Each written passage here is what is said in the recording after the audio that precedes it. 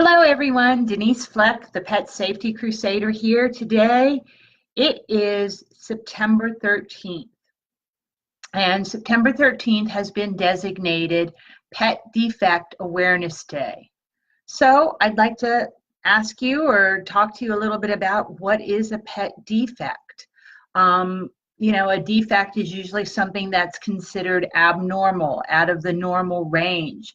But I must tell you, I have a lot of friends that I wouldn't really consider normal, and I love them to death. They're probably the most fun because they aren't normal. I think some of them have actually just joined in, and it makes them wacky and hilarious and compassionate and just the best to be around. So, what normal is to one person isn't necessarily to another. And the same thing goes with defects to a certain degree. It's kind of an open discussion, and it really is dictated by how we see our pets in life itself. A limitation to one is just a challenge to another, and it can very often be overcome with love and perseverance. Now, we know there are some things we can't change, but it's all about making lemonade out of lemons, and nobody does that better than the animals in our life. A birth defect, however, is defined, if we want to get, particular here, as a congenital abnormality, something structurally wrong. But we just so have to remember that, whatever you believe, if there was a plan or if it was just randomness, maybe sometimes things aren't on purpose, aren't normal, just to teach us certain lessons. So what can cause a birth defect? Well, genetics is a big part of it. What mommy, what daddy, what grandpappy, what grandma feline had all gets passed down to the puppies and kittens. Sometimes that's going to be piercing green or blue eyes or a silky coat like my haiku has. But other times it can be entropion, where the eyelid actually turns in and starts irritating the eye. It can be a propensity for bloat. It can be ventricular hypertrophy in some kitty cats, where the heart muscle actually gets thick and it makes it more difficult to pump the blood the proper way. So those are just a few examples. My little buddy Haiku was found wandering the streets of Lancaster, the desert out in Southern California, when he was about 4 weeks old. I think he's perfect, but he does have some features that are a little tinier than they probably should be. His front legs kind of turn in. He's a little pigeon-toed. All of these things could be attributed to the fact that he didn't get enough nourishment from mom. But, it doesn't stop him. He lives in the moment and just lives with gusto. Other things that can cause birth defects are breed-specific conditions. Just like different races and ethnicities, boy, that was a tough one today for me, of humans, characteristics are passed along. Well, so are in certain breeds.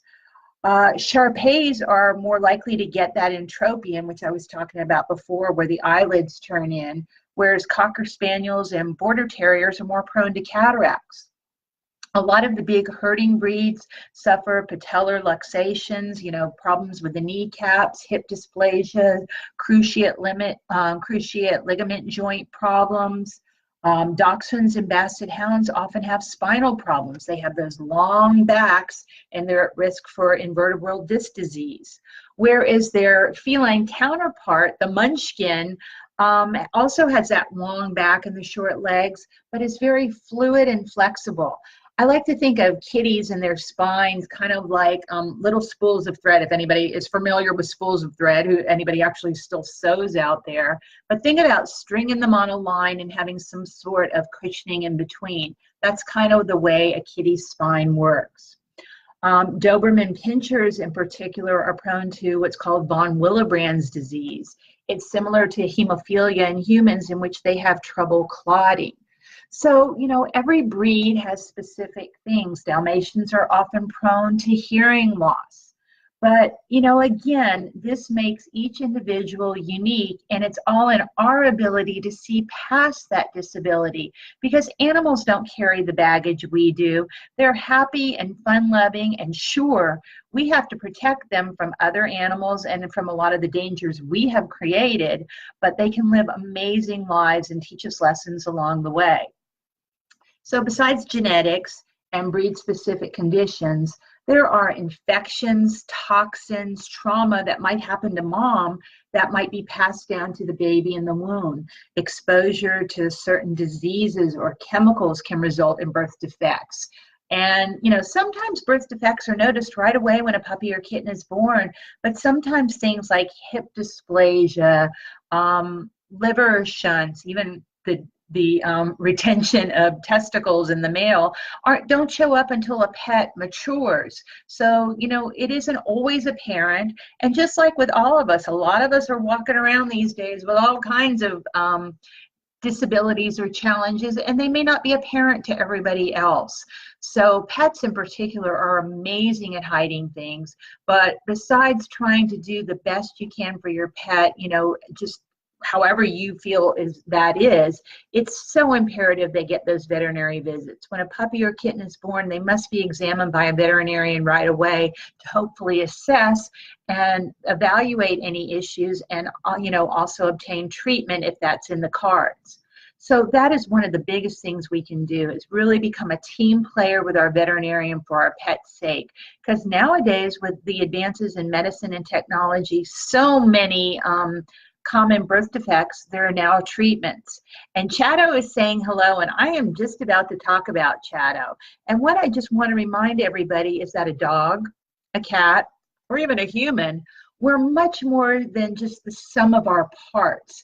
And it's just so important nobody is ever thought of or made to feel less than anybody else because something isn't just the same as everybody else. Sometimes you may need to make special accommodations around your house if you have a sightless, hearing impaired pooch. But his or her lifetime, as well as your own, can be multiplied in happy moments by doing so. And I've got it posted here along with this video. I would love for you to go to the Adventures of Chatopotamus. Chatopotamus, I must admit, unfortunately, we've never met face to face, but I know his daddies. I've seen his pictures.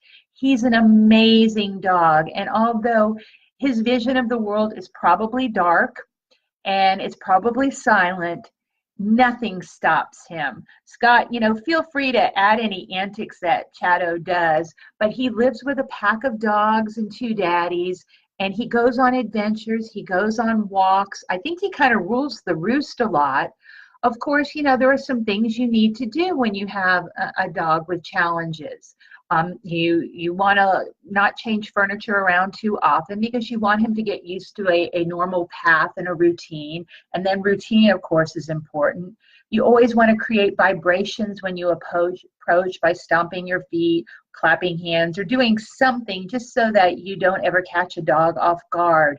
But trust me, challenges like these are really not that limiting, you know, to the animal themselves, because they aren't carrying around the baggage that us humans do.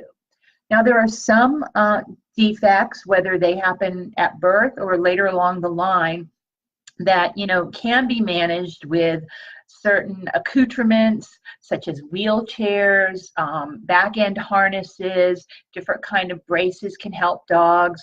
There's something called ankylosis, which is kind of like a fusing of the joints in the toes that makes it very difficult for dogs to walk. We've all heard of hip dysplasia that can be problematic, of course. Some puppies, if their moms don't get proper nutrition or just for other reasons, are born with what's called a cleft palate. And you need to feed them, bottle feed them with a longer than usual nipple so that you can get the food past the cleft and actually get nutrition into them so that they can thrive and get old enough to be 3 to 4 months old or so that they can then have the surgery to seal that up and birth defect no more. Limb deformities happen in all kinds of manners. And again, there are certain things we can do to make their life more accommodating, but very often we just have to realize that they don't have challenges anymore and just let them live their lives. Deformities of the eyes, the nose, heart defects, hernias, all different things. Their quality of life may vary. I'm not trying to act like, a defect is nothing. It can be problematic and it can require treatment, but that's the thing, to get with your vet, to get with somebody you truly trust. If you don't like what the first vet has to say, go to another one and keep trying until you can find a solution that works for you and that wonderful animal in your life. But for those without challenges, and even those that have them, it's just so important we provide that proper nutrition.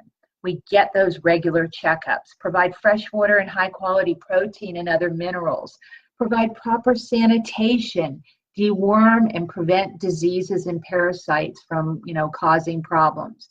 And then just socialization is key, especially if you have a pet with challenges that people in their human minds might approach differently, or you want to make sure that pet is really friendly and protected, that he knows his manners just like a pet that doesn't have any sort of outward challenges, and that they get exercise and fresh air because it does a body good, whether it's canine, feline, or human. Now, besides physical defects, I hate using that word, differences, challenges, sometimes there is mental illness involved in pets as well as with humans. This is an area that really isn't, I don't think, been really given a proper category yet, or a lot of study and research hasn't been done, but we're working on it. Not me personally, but the scientists and the veterinarians out there.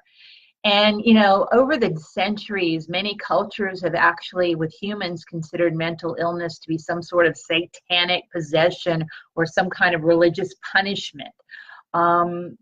Hippocrates actually believed that mental illness could be managed by changing a person's environment and occupation. He actually dabbled in and prescribed certain herbs. But back in the 1980s, which wasn't that very long ago, Nicholas Dodman noticed a dog in his clinic. A lot of you may have heard of Mr. Dodman, Dr. Dodman, that was seeming to have anxiety. And with anti-anxiety medication, he noticed great changes were made in the dog's personality. So this is really what's, been kicking off the sudden emergence of study in the area of mental health for pets. A lot of dogs in just the recent years have actually been trained to lie motionless, and I know that's a big deal, on an MRI, so that we can take photographs of their brain while they're conscious, because it's so different conscious as opposed to asleep. And a lot of studying is being done on the canine brain right now to determine different reactions and responses, and possibly defects, again, there we go with that word, and maybe how we can manage them. We're finding out there's a lot of similarities between dog brains and human brains, because after all, dogs are people too, right? But what I also want to bring up, though, is that we often cause distress to pets. None of you that are listening to me here today, but maybe somebody you've come across in your life, might actually be responsible because they've exposed pets to toxins. They've provided improper nutrition or improper breeding, lack of socialization, or God forbid, abuse. And these things can all be, whether it's confinement in a cage or other issues tied on a tether, these can all create to the mental unwell-being of an animal. So what I just want to conclude with today is that when a day is designated on the calendar, a lot of people always think of it as a celebration, like a birthday, and it isn't always a celebration. We're not celebrating pet birth defects. What we're trying to do here today is to start the conversation and get everybody to continue it, to be aware of what we can do to prevent them, and then to also be aware that if an animal has something that's considered not normal, it doesn't make that animal any less. Actually, in some cases, hey, Maxwell and Presley, it's nice to get love from you guys as well. And what I'm just talking about is that we are all unique individuals, whether we walk on 4 paws or 2 legs, or if we walk on 3 legs or 1. And it's just, you know, people are going to laugh at me for saying this, but maybe sometimes some of these challenges are actually a gift in disguise. I know there's all kinds of cliches about good things coming in small packages. Well, maybe really great things come in the most unusual packages. They bring out insights and perspectives in us, and they can bring out the best of us, that word kindness that we just don't share enough these days. It brings out, you know, a kindness or a willingness to help and be compassionate in a way that we didn't even know we had within us. Now, like I said, some, differences can be prevented, but I think maybe some of them were actually just meant to be, to teach us acceptance and to motivate us to move onward and smile through the apocalypse, as they would say, because, you know, all we each have is this moment in time, and nobody shows us better how to make the most of it than the dogs or cats in our lives. So just, you know, be very cognizant that you're taking care and never letting an animal, or a person for that matter, think that they're any less than any other being. Each of us is a once in a lifetime creation, and we should be celebrated no matter, you know, what we look like or any slower abilities or different abilities than we have than any other. I'm just looking at the comments real quick here. A special needs pet has, well, Scott Black was always an amazing human being, but he really feels that Chattopotamus made him a better dog daddy, human, and pet care provider. I'm glad you concur. Animals teach us so much. So just be aware of the things we can do to prevent some of these challenges from happening to future litters of dogs and cats. But realize that if you come across a special animal with special needs, they can really make a special life for you if you do your best to make it special for them. Everyone take care with all the crazy weather happening out there, and just go give belly rubs and ear scratches, and go tell your pet right now how special they all are. You are all special to me for the love and care you give to the animals in your life. I'll see you next time. And go check out the adventures of Chattopotamus. He's a special dog. I can't wait to meet him face to face one day soon.